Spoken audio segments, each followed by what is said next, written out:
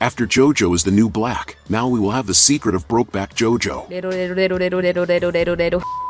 Hey guys, how are you? I hope you are well. I am the Monio, the interdimensional demon who talks about Jojo the most on YouTube, and you are on my channel. Today we are going to understand what changes in Steel Ball Run, without spoilers. As you may know, it was recently confirmed that Part 7 of Jojo is still in production, and this has the reputation of being the best part of all. But the Monio, didn't Jojo end in Part 6? What exactly will we see in Part 7? Well, in fact, the universe we've been following since Part 1 ends at the end of Part 6, and up until that point, the creator of the franchise, Araki, considered that to be the definitive end of the franchise, because in his own opinion, he couldn't create something that could surpass Stone Ocean, and the idea of creating another universe that was completely detached from the original franchise was what motivated Araki to want to create other stories. Well, that and a few other things. But for Araki, just creating something new wasn't enough. He wanted to not only free himself from the canonical constraints that he himself had created in the Jojo universe, but also create stories that weren't tied to the editorial restrictions he had in Shonen Jump magazine.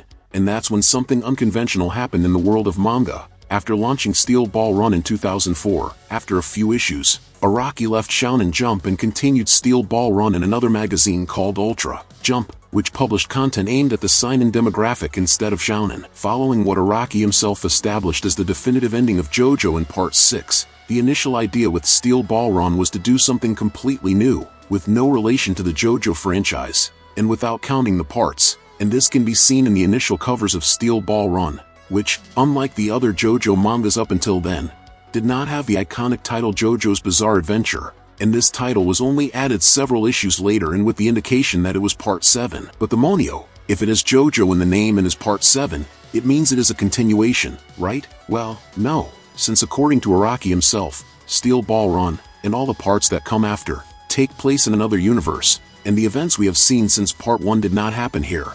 And although we have the Joestar family starring in the story, they are not the same Joestars that we have always followed with Jonathan.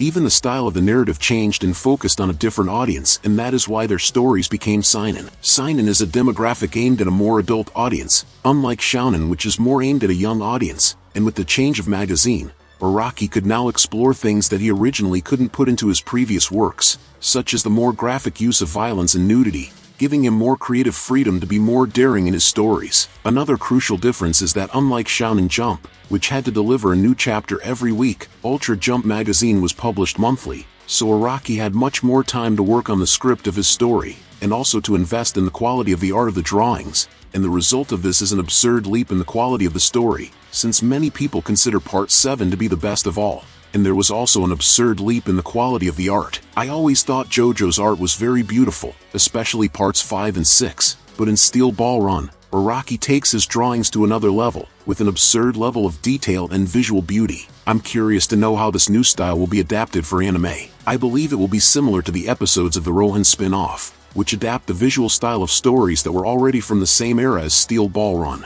An interesting detail is that according to news we had at the time of the end of Stone Ocean, David Production, the studio responsible for all the animated parts of Jojo until then, supposedly would no longer make Jojo, and Part 7 would be handled by another animation studio, and the reason would be the very tight schedule that Netflix imposed on the production of Stone Ocean, which hampered the work of the animators in Part 6. But recently, with the official confirmation of the production of Steel Ball Run, David Production was confirmed as the studio responsible for Part 7 as well, so we can expect those incredible epic openings that they do. But what about you? Are you a Jojo fan? Are you looking forward to Part 7? Leave it in the comments, and if you liked the video, subscribe to follow the next content. Until next time my people, demonic hugs.